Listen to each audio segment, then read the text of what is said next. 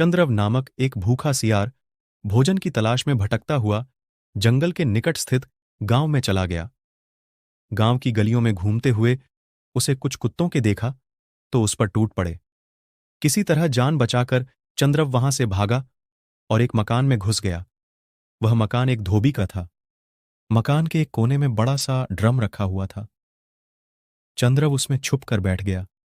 वह रात भर वहीं छुपा रहा। सुबह होने तक कुत्ते वहां से जा चुके थे। चंद्रव ड्रम से निकलकर जंगल की ओर गया। उसे बड़े जोरों की प्यास लगी थी। वह पानी पीने नदी किनारे गया तो पानी में अपनी परछाई देख चौंक गया। उसका रंग नीला हो चुका था। रात में वह जिस ड्रम में छुपकर बैठा था उसमें धोबी ने नील घोला हुआ था।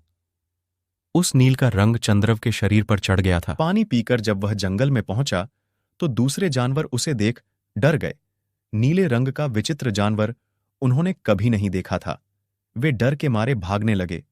चंद्रव ने जानवरों को भयभीत देखा तो बड़ा खुश हुआ।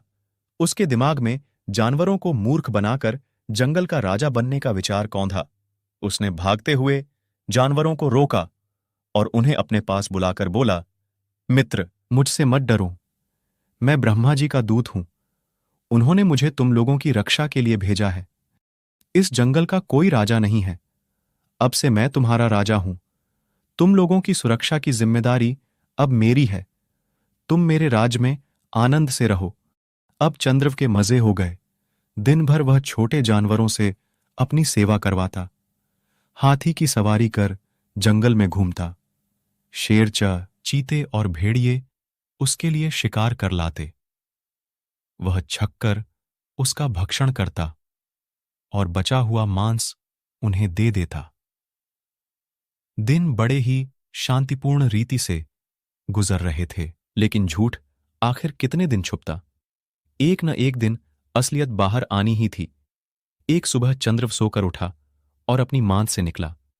अचानक उसे कहीं दूर से सियारों की हुआ की आवाज सुनाई पड़ी।